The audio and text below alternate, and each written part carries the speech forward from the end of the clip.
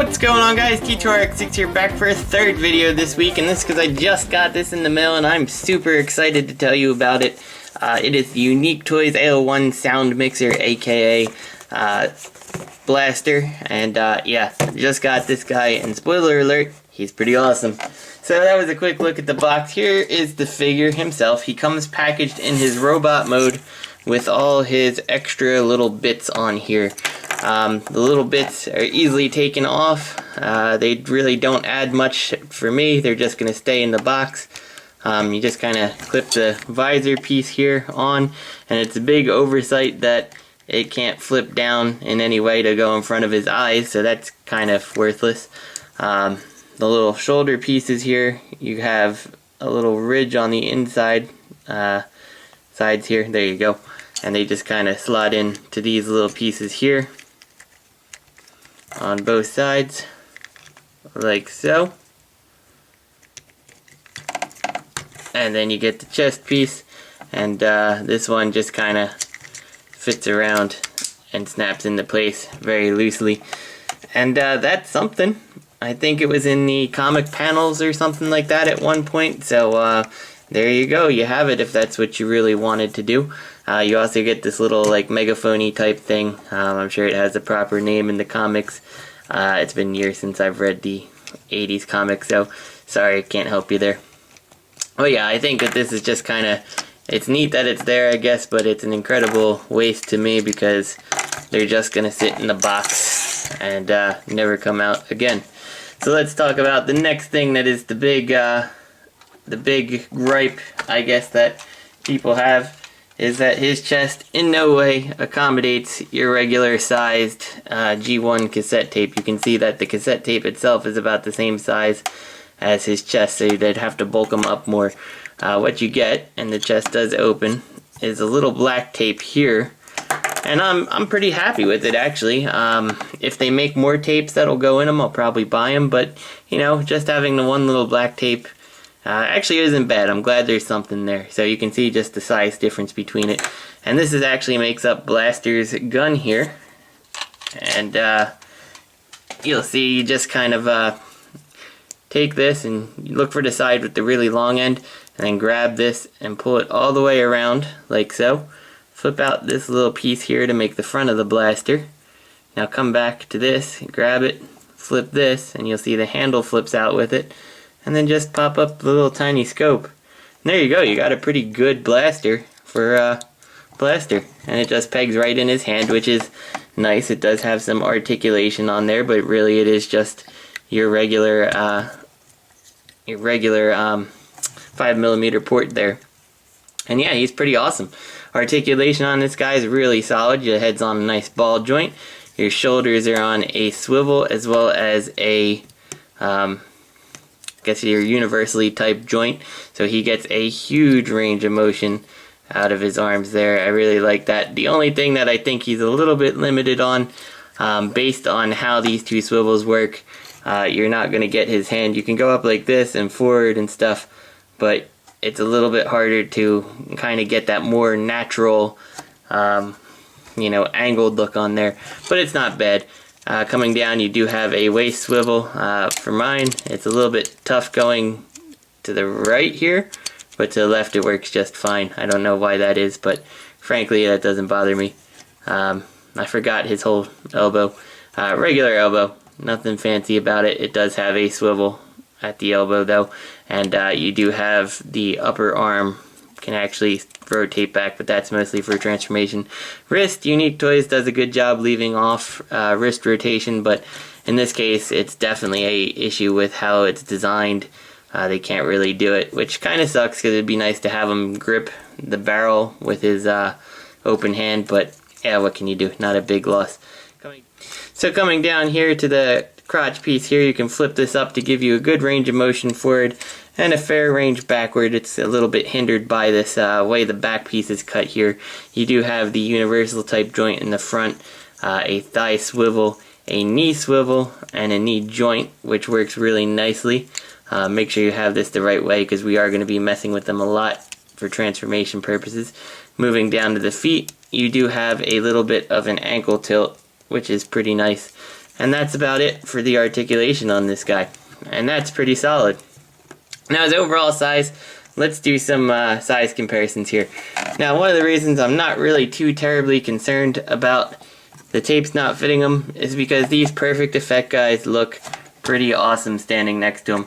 In fact, dare I say, this guy here doesn't look the very worst next to him. I still would rather have better Wham Horn, as I've so lovingly heard him referred to.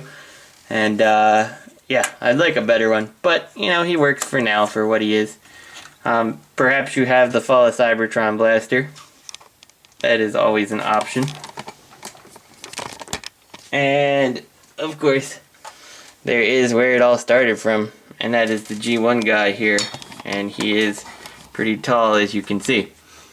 In fact, I believe our G1 guy outscales our Masterpiece Soundwave by a little bit, making me once again say some added articulation on this guy. It wouldn't be too hard to actually make a Masterpiece blaster with some extra detailing. Now Soundwave, our Sound Blaster here, Sound Mixer here I should say, is not really appropriately scaled with your Masterpiece Soundwave. I don't think he looks horrible next to the cars. If you use the scale that, you know, he is a cassette player and he's standing next to cars, he's still huge by all rights. So I think he does look okay, just not okay enough to stand next to Soundwave. Where I really think that this guy shines, however, though, is going to be in your Classics line here. And for instance, we've got our Optimus Prime here, and maybe you've traded out your Optimus for Orion, which is totally feasible. I think that looks pretty awesome together.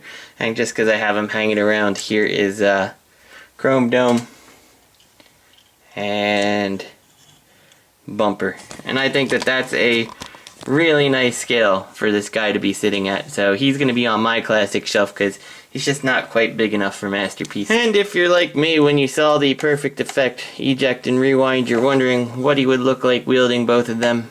And the answer is pretty darn awesome if you ask me. So yeah, this is totally an awesome blaster. So let's actually go and get him to his cassette player mode, because how good is he if he's not a good cassette player? So what we're going to start by doing is flipping the head like this, rotate it like that, and then rotate this little neck assembly on around and fold it on back closed. And I got to give it to Unique Toys here. They have some really cool engineering things going on here with this guy. Make sure your fists are all the way closed, and what we're going to do here is open up this hinged panel like this, and then flip out this other tiny little panel here. You can see it just kind of flipped out, and then you're going to take the fist and rotate this up just like that. You don't need to go any more than that. So again, we'll do that to this side here. Flip this little panel down, flip this on up. And now what you're going to do, make sure that your panels are facing inwards like this towards his body, and you want to take this little black piece and swivel it on up and in so it closes up like that on the side here, and make sure your little panel didn't swing out of the way. So one more time here, I'll show it from the back, up and in like so. And then when we come back around to the front here, assuming we didn't knock things out of the way, which we did here, we should be good, like that. Now, one thing I will give this a little bit of a gripe about is this little tiny panel here. You can see it is, maybe you can see, there's kind of a little bit of stress marking going on there. I think it wouldn't hurt if you're getting this toy to maybe hit this front piece here with just a little bit of a file, just to even it out a little bit, and I think that'll actually aid in transformation. But this is just how he is out of the box, so that's what I'm showing. I don't think that that is an issue to knock him against. So once you got this in place here, you take his shoulder pieces and you push these on in, and that's going to help them fit a little bit more tightly around the front there. So we're done with the top part here, and what we're going to do is just flip this around to the back like so. And this is where you have to kind of pay a little bit of attention. We're going to take the legs here and we're going to rotate them on up like that. And then we rotate the thigh, and then we come back here, we drop these panels all the way down, and what you want to do is actually rotate it so your speakers are facing forward here, like so. So again, I'll show you that on this side. Take this panel, flip it all the way down, like so. Now rotate it so we have this here. You want to hold these thighs in position. And this is where I would say the hardest part of this whole toy being put together is. So you'll take these, you'll fold these up, and this part is the next part that I think could use a little bit of work, because what you're going to do is take these panels and clip them onto these tabs here. And that is really difficult for me to do. Hopefully I can get this on camera. I think that all I need to do is kind of file a little bit of these pegs away, or maybe the whole, or maybe I don't need to do anything because the fact I did it once was good enough. Yeah, I spent like probably 10 minutes when I first got this guy transforming him the first time, trying to plug these on in, and now they seem to be working. This is only the second time I've taken him to the cassette player mode, so pardon that. So there you go, that is closed off. Of course, the obvious thing to do is to flip his feet down, and then they also additionally push down all the way. And now we just finish up the back. So we lift up this handle, swing this on around like so, and this little black piece, and then just kind of close that in like that, and do the same thing for the other side. Flip this out and around, bring that up, make sure everything's all pushed together tight, and then you take this little black piece here and just kind of connect it underneath here.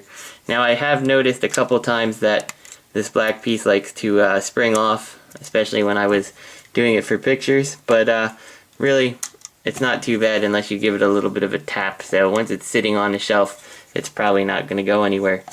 And holy crap guys, that is Blaster's alt mode, with the exception of the buttons here being missing. They're kind of molded in here, but they're not as big as G1. So just to compare them, to show you picture perfect, that is freaking amazing. I absolutely love this guy, and I think everybody needs to go out and get one. Even if you are a masterpiece collector, this is just an amazing little blaster. So yeah, if you are in the camp that says I've got this guy and he's good enough, that is an entire lie. Stop lying to yourself. He is not good enough. This guy is amazing and well worth the cost. So this is T2RX6. I hope you guys found this informative, and I'll see you next week, because really, I'm not doing another video this week.